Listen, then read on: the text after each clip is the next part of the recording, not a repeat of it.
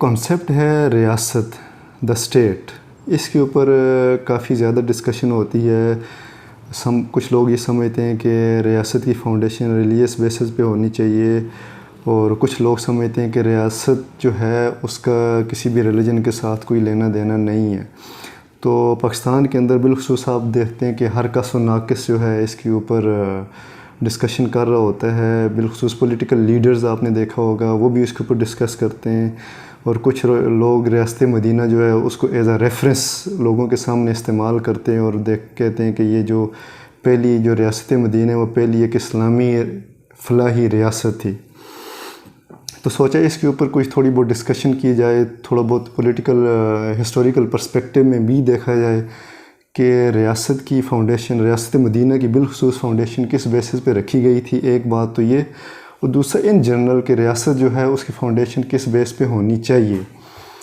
تاکہ لوگوں کا کنسیپٹ تھوڑا سا اس حوالے سے کلیئر کیا جائے کہ ریاست کس طریقے سے ورک کرتی ہے، کس طریقے سے فنکشن کرتی ہے بیسیکلی. تو اگر ریاست مدینہ ہی کو لے لیں کہ آپ دیکھتے ہیں کہ 622 میں ہجرت کی گئی، حضور صلی اللہ علیہ وسلم نے مکہ سے مدینہ کی طرف ہجرت کی. اور اگر آپ دیکھیں تو اس کی بھی بنیادی وجہ مکہ سے مدینہ کی طرف ہجرت کرنے کی جو وجہ تھی وہ یہی تھی کہ جس سے حضور صلی اللہ علیہ وسلم اسلام لے آئے اور پھر لوگوں کو قائل کیا کہ وہ اسلام کو قبول کریں، تو وہاں ان کو بہت بڑی اپوزیشن کا سامنا کرنا پڑا مکہ کے اندر. جو بنیاد بنی کہ مکہ سے مدینہ کی طرف ہجرت کی جائے تاکہ فریلی اپنے ریلیجن کو جو ہے اس کے اوپر پریکٹس کی جائے، اس کو پروٹیکٹ کیا جائے، اور اس کو پروپیگیٹ بھی کیا جائے لوگوں کے اندر، ماسز کے اندر اس کو پھیلایا جائے، تاکہ جو اس کو قبول کرنا چاہے تو اس کے اوپر آ جائے. تو یہاں بھی اگر آپ دیکھیں وہاں پہ جو مکہ کا سیٹ اپ تھا، ٹھیک ہے، یا مکہ کی ریاست تھی اس ٹائم کی، تو اس نے ایک نئے آنے والے ریلیجن کو اپوز کیا، نہ کہ اس کو پنپنے دیا. کیونکہ وہاں پہ آپ دیکھیں کہ کنشپ کے اوپر پہلے لوگ کسی بھی ریلیجن کے اوپر پریکٹس کرتے تھے، کہ جیسے باپ دادا جو ہے کسی ریلیجن کے اوپر پریکٹس کر رہے ہیں یا اس کے اوپر چل رہے ہیں، تو سارے لوگ اسی کے اوپر چلتے تھے، اور یہی زمانے سے چلتا آ رہا تھا. مختلف قبیلے جو تھے وہ ایک خاص ریلیجن کے اوپر پریکٹس کر رہے ہیں، تو اسی کے قبیلے کے آگے کے لوگ بھی اسی کے اوپر پریکٹس کریں گے، اور ایسے ہی آگے چلے گا. اور یہ ویسے بھی اب دیکھیں تو یہ کوائٹ نیچرل ہے کہ جب بھی ہسٹری کے اندر اگر آپ غور سے دیکھیں، جب بھی کسی نئے ریلیجن کا اضافہ ہوا تو اس کو ضرور اپوزیشن کا، اس وقت کے سیٹ اپ کا جو ہے وہ اپوزیشن کا سامنا کرنا پڑا، کیونکہ کوئی بھی جو چینج ہوتی ہے اس کو اتنی آسانی سے سوسائٹی جو ہے اس کو قبول نہیں کرتی. تو جب مکہ سے مدینہ کی طرف 622 میں ہجرت کی گئی، تو مدینہ کے اندر آلریڈی کچھ ایسے لوگ تھے کہ جن کے اوپر جو لوگ اسلام قبول، حضور صلی اللہ علیہ وسلم کی کوششوں کی وجہ سے اسلام قبول کر لیا تھا ان لوگوں نے، اور ان کی دعوت پہ حضور صلی اللہ علیہ وسلم مکہ سے مدینہ کی طرف ہجرت کر گئے. اور مدینہ کے اندر جو لوگ جنہوں نے انہیں آنے کی دعوت دی ان کو انصار کہا گیا ہے، دا ہیلپرز. اور جو مکہ سے ہجرت کر کے گئے ان کو ریفیوجیز یا آپ کہیں کہ مہاجرین تھے. پھر مدینہ کے اندر بھی اگر آپ دیکھا جائے کہ جو لوگوں نے اسلام کیا وہ بیسیکلی دو قبیلے تھے، اوس اور خزرج کے، کہ جنہوں نے شروع میں اسلام قبول کیا اور حضور صلی اللہ علیہ وسلم کو مدینہ آنے کی دعوت دی. اب جب حضور صلی اللہ علیہ وسلم مدینہ کے اندر آ گئے تو یہاں پہ دیکھا گیا کہ ایک تو مسلمان وہاں پہ آباد ہو گئے، انکلوڈنگ جو ہے ریفیوجیز اور جو انصار تھے ان کو. لیکن اس سے پہلے آلریڈی وہاں پہ کچھ مشرکین بھی تھے، پولیتھیس تھے، وہ پہلے سے مدینہ کے اندر آباد تھے، جو کہ بڑی تعداد میں تھے. اور اس کے علاوہ کچھ جیوز تھے، جیوز بھی اس کے اندر آباد تھے. اب یہاں مدینہ کے اندر بھی جو سب سے بڑا مسئلہ درپیش آیا کہ ریاست کو کیسے چلایا جائے، کیونکہ اگر ریاست کی فاؤنڈیشن ریلیجس بیسس پہ ہی رکھی جاتی تو پھر کسی ایک ریلیجن کی ڈومیننس ہوتی اور باقی نیچے سپریس ہو جاتے. اور یہاں پہ بھی وہی والا مسئلہ درپیش آتا جو کہ مکہ کے اندر آلریڈی درپیش آیا تھا اور حضور صلی اللہ علیہ وسلم نے ہجرت کی تھی. تو فیصلہ کیا گیا کہ سب سے پہلے وہاں پہ سینسز کیا جائے، ٹھیک ہے، جس کے اندر بوڑھے، بچے، جوان، مرد اور خواتین سب کو شامل کیا جائے. تو جب سینسز کروایا گیا تو دیکھا گیا تقریباً رفلی جو وہاں کے جو رہنے والے لوگ تھے ان کی کوئی تعداد 10,000 کے لگ بھگ تھی. اور انٹرسٹنگلی سب سے زیادہ جو تعداد تھی وہ پولیتھیس کی تھی، مشرکین مدینہ کی تھی، جو کہ 4500 کے قریب تھے. اور اس کے بعد دوسرے نمبر پہ جوز تھے، یہودی تھے، جن کی تعداد تقریباً رفلی 4000 کے قریب تھی، اور مسلمانوں کو اگر دیکھا جائے تو صرف اس وقت 1500 کے قریب تھے، جو کہ اگر کہا جائے تو دیکھا جائے بالکل اقلیت میں تھے، نہ کہ اکثریت میں تھے، اور کم تعداد میں تھے دوسرے دونوں سے۔ اور یہ سینسس بھی پہلی دفعہ ظاہر مدینہ کے اندر کیا گیا، کیونکہ اس کے سے پہلے عربین پیننسولا کے اندر کم از کم جو ہے نا اس طرح کی کوئی چیز پریکٹس میں نہیں آئی تھی تھرو دا ریکارڈڈ ہسٹری اگر آپ دیکھیں۔ اور اس کے یہاں پہ فیصلہ کیا کہ یہ فیصلہ کیا گیا کہ اس طرح کا کوئی فارمولہ طے کیا جائے کہ جس کی بیس پہ یہاں کے رہنے والے لوگ پیسفلی کو ایگزسٹ کر سکیں، اکٹھے رہ سکیں۔ ریلیجن تو وہ اپنے اپنے کے اوپر پریکٹس کریں، لیکن وہ کسی دوسرے کے لیے تھریٹ نہ ہو،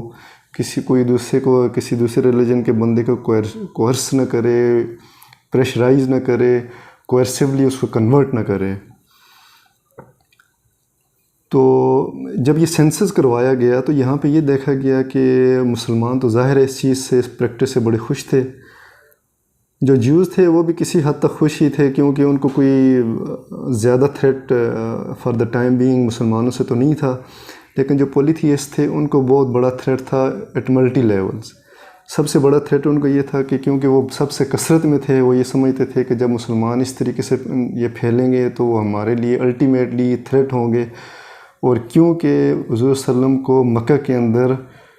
مشرکین ہی نے تنگ کیا تھا، تو یہاں بھی مشرکین وہ یہ سمجھتے کہ یہ اپنے آپ کو ایک دوسرے کو رائیول سمجھتے تھے۔ اور ایک یہ بھی کنسیپٹ تھا کہ جو مشرکین مکہ ہیں وہ کہیں سے ان کا تعاقب نہ کریں اور یہاں پہ مدینہ کے اندر آئیں اور بلڈ شیڈ نہ ہو۔ اور ایک تیسرا جو ہے اس کو آپ کہہ لیں کہ ایک ڈیفیکٹو پرسیپشن تھا۔ اب اس حقیقت سے کیا تعلق تھا یا نہیں تھا، یہ ہو سکتا تھا، لیکن بہرحال ایک تھریٹ پرسیو کیا گیا کہ جو مشرکین مکہ ہیں وہ کہیں ان کو مشرکین مدینہ کو یہ نہ کہیں کہ آپ لوگ تھے جنہوں نے مہاجرین کو یہاں پہ پروٹیکشن دی۔ تو اس چیز کو بھانپتے حضور صلی اللہ علیہ وسلم نے یہ باور کروایا مشرکین میں آنے کا واحد جو ایک وجہ ہے وہ یہ ہے کہ وہ اپنے ریلیجن کو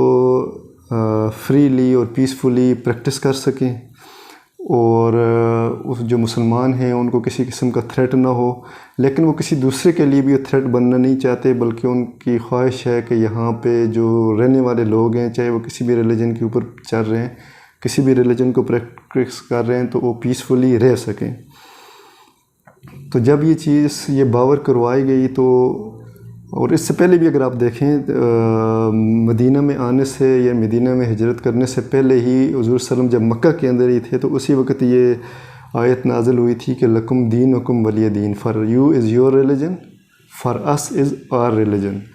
تو یہ بیسیکلی ایک بیسک فارمولہ ہے جس کی بیسس پہ یہ تعین کیا جاتا ہے کہ اسٹیٹ کیسے فنکشن کرے گی،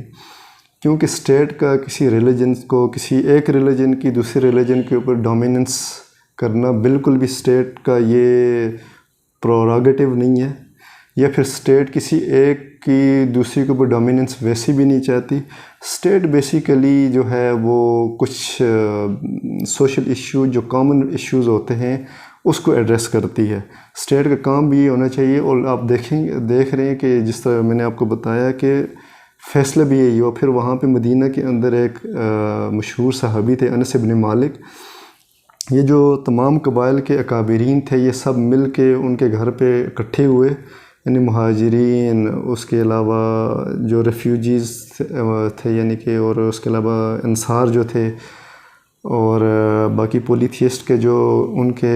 قبائل کے بڑے تھے، اور اسی طریقے سے پھر جو جیوز تھے ان قبائل کے جو بڑے تھے، وہ انس بن مالک کے گھر پہ اکٹھے ہوئے، اور یہ چیز ان رائٹنگ یہ ڈیسائیڈ ہوا، ایک ڈاکومنٹ سائن ہوا جو بہت ہی امپورٹنٹ ہے، اس کو ڈیٹیل میں بعد میں انشاءاللہ میں ضرور ڈسکس کروں گا، اور جس کو مدینہ ڈاکومنٹ کہتے ہیں یا پھر میثاق مدینہ میں کہتے ہیں۔ تو آپ اس کے اندر دیکھیں گے جب اس کو ہم ڈسکس کریں گے کہ کس طریقے سے ایک ریاست کی foundation basically purely on common issues کی گئی، نہ کہ آن ریلیجس جو ہے نا بیسس پہ کی گئی۔ تو کہنے کا مقصد یہ ہے کہ اس کو ہسٹوریکل پرسپیکٹیو میں بھی جو ریاستی مدینہ کا ان اٹ سیلف قیام ہے اس کو اگر آپ دیکھیں تو آپ کو کہیں بھی ہسٹری کے اندر اس طریقے کی چیز نہیں ملے گی. بڑے بڑے ہسٹورینز کو آپ پڑھ لیں کہ کسی بھی ریاست کی فاؤنڈیشن، ایٹ لیسٹ جس وقت ریاست مدینہ کی فاؤنڈیشن رکھی گئی تھی، کہ وہ ریلیجن کے بیس پہ گئی، بلکہ وہ ایک پیسفل کو ایگزسٹنس کا فارمولہ طے کیا گیا، اور پھر اس پیسفل کو ایگزسٹنس کے فارمولے کو ان رائٹنگ ایک ڈاکومنٹ کی شکل میں لایا گیا، اور پھر اس کے اکارڈنگلی پریکٹس کیا گیا. تو اگر آپ دیکھیں کہ اگر مدینہ کی ریاست کا قیام جو بیسیکلی جو پورا وہ پروسیس ہے ایگزیکٹلی وہی والا، تو اگر اس کو آپ دیکھیں اگر ریلیجن کی بیسس پہ کیا جاتا تو ریاست مدینہ اس طریقے سے کبھی عمل میں لائی نہ جاتی، کیونکہ مسلمان تو الٹیمیٹلی اس وقت اقلیت میں تھے، جبکہ دوسرے اکثریت میں تھے، اور پولیتھیس تو سب سے زیادہ تعداد میں تھے. تو کہنے کا مقصد یہ ہے کہ ریاست کا فنکشن، ریاست کا جو بیسیکلی کام ہے،